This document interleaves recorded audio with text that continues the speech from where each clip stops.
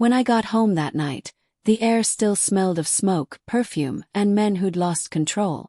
My heels clicked against the tiles like applause for the bad decisions I'd just made.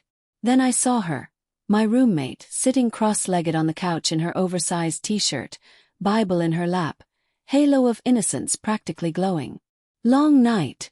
she asked softly. Smirk. "Baby, the night was short. The money was long." That's how it always was between us. Me, the glittered sinner, her, the trembling saint. She was sweet, painfully shy, the kind of girl who apologized when you bumped into her. But that night something changed. She looked up at me, eyes wide and restless. "I want to be like you," she said. I almost dropped my bag. "Like me? You mean half naked and full of bad ideas?" She blushed but didn't look away. "Not that. I just want to stop being scared of everything. I want to be free." There was a silence so thick I could hear her heart beating. Then I laughed. That low, wicked laugh that usually meant trouble. "All right, Saint," I said, tossing my heels aside. "You want to learn how to be wild? Class starts tomorrow." She blinked, confused. "What do you mean?" I leaned in close until my breath warmed her ear. Lesson 1. Stop whispering when you talk about what you want. If you crave it, say it loud. Her lips parted, trembling between fear and excitement. For the first time I saw a spark, a dangerous, beautiful spark. And I swear it thrilled me. She didn't know yet, but I was about to turn her world upside down. And maybe, just maybe, she was about to turn mine too. The next morning, the sun slipped through the curtains like a nosy neighbor, catching us both still half asleep. She stood in front of the mirror in her faded pajamas, frowning at her reflection as if the timid girl staring back was a stranger. "Rule number 1, I said, stretching lazily on the bed. "Never frown at yourself. Men notice confidence before curves." I turned. "But I don't even know where to start." "Oh, I do." I pulled open my closet, a paradise of chaos. Sequined bras, thigh-high boots, red dresses that could make angels sin. I handed her a short black slip and said, "Put it on." She hesitated. "It's too small." "Exactly. Small is power," I said, smirking. "When fabric surrenders, eyes follow." She laughed nervously but slipped into it. The silk hugged her shy frame like it had been waiting. I circled her slowly, like a sculptor admiring clay. "Now chin up, shoulders back. Pretend the world's watching." Her blush deepened. "It's embarrassing." "Good. Embarrassment means you're alive. Now sway your hips. Not fast. Slow enough to make time jealous." She tried, awkward at first, then smoother. Something in her loosened.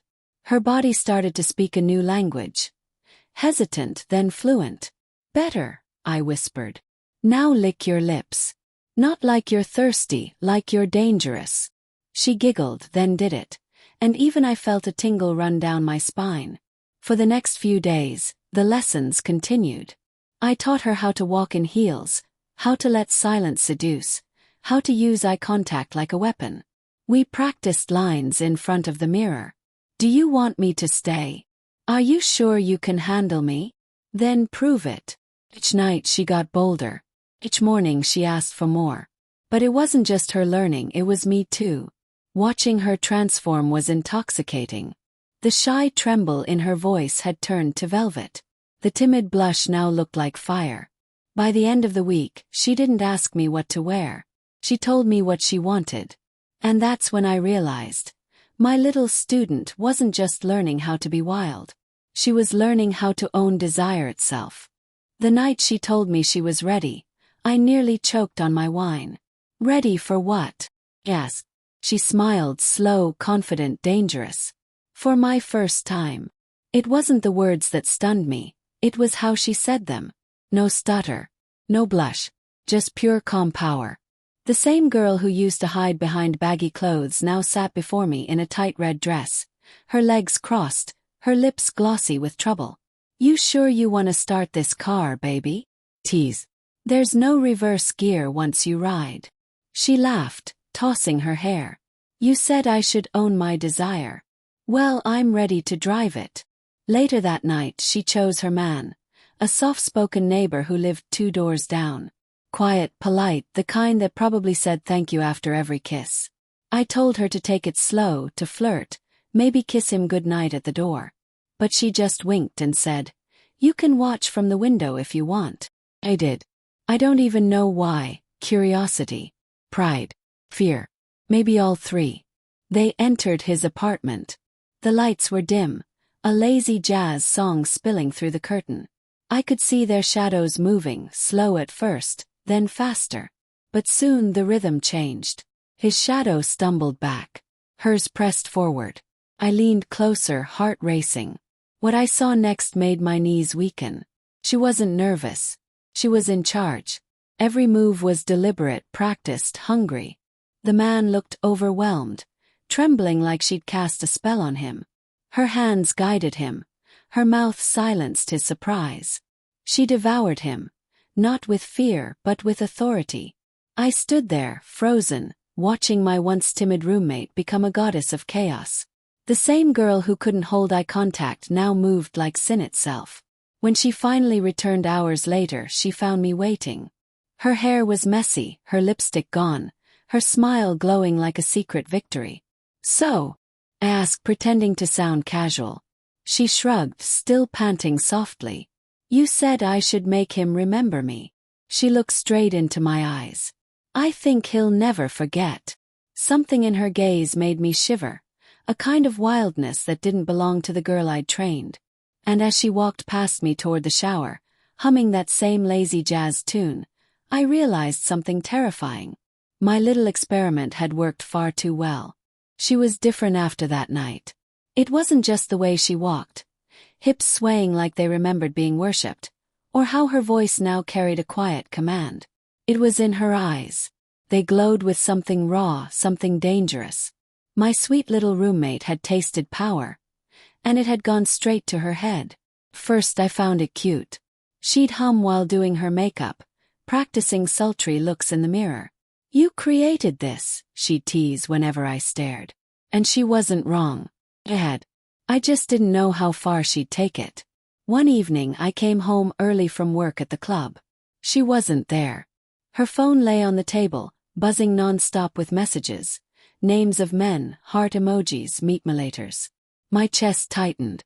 When she finally stumbled in, her hair was messy, her perfume thick, her smile feral. "Where've you been?" I asked. She giggled. "Out. Practicing." "Practicing what?" "Being unforgettable," she whispered, brushing past me like a queen excusing her servant. That night I couldn't sleep. The apartment smelled of her, sweet, dangerous, and alive. I had taught her to seduce, to play, to explore. But now she was hunting. The next morning I saw her at the cafe across the street. She was with another man. Not Daniel this time, someone older, richer. Her laughter filled the air, warm and poisonous. I watched from the window as she leaned close, fingers trailing up his arm, eyes daring him to fall. He did. They always did. By the end of the week, she had a new phone, a new wardrobe, a new confidence that bordered on obsession. Every night she'd go out, and every morning she came back glowing and unrepentant. "You're playing with fire," I warned. He smirked. "Then thank you for the matches."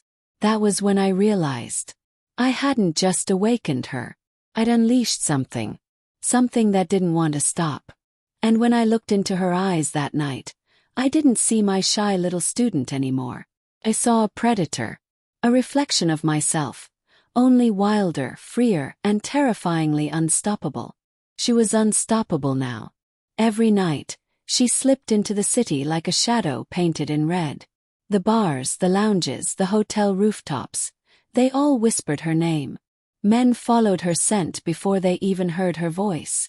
And when they did, they forgot their wives, their morals, and sometimes even their own names. She'd learned to hunt softly. Her weapon wasn't beauty, it was confidence. The kind that made men confess things they'd never tell a priest. She didn't chase. She dared them to come closer, and when they did, she devoured them, body and soul. I watched it all unfold. At first from curiosity, then fear. Every night she came home later, lipstick smudged, eyes gleaming like a cat that just caught another mouse. Her stories were wild. A married banker who cried after one kiss, a gym trainer who begged for more, a stranger who paid her just to watch her walk away. I tried to joke it off. "You're collecting hearts like trophies." She smiled. "I don't collect them. I break them." That's when I realized something had gone too far. Her power wasn't playful anymore. It was addictive, dangerous. It had turned into revenge for every time she'd once felt small. One evening I followed her. She was in a dim bar downtown, sitting with a man old enough to be her father. Her laughter was sweet poison. She leaned in close, her hand sliding up his thigh like silk, her eyes daring him to drown.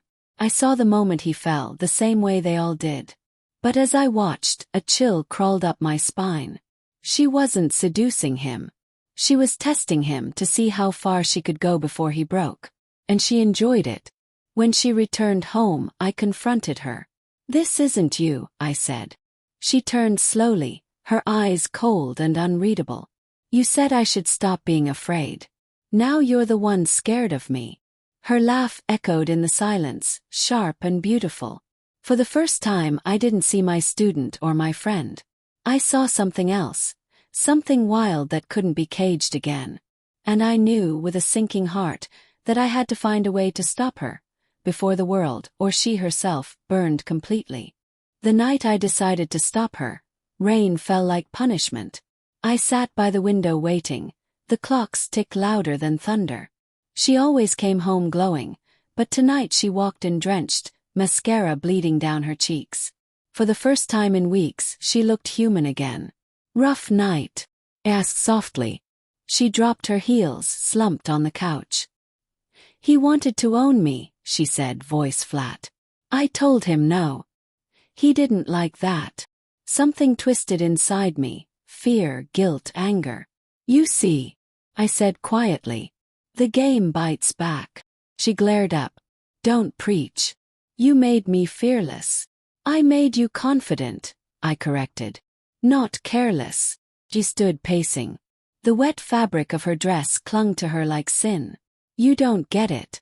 Men listen now. They beg. They crave. I finally feel alive." Her words cracked through me like lightning. I walked closer, heart pounding. "Alive doesn't mean invincible," I whispered. "You're burning everything you touch. Maybe I like the fire."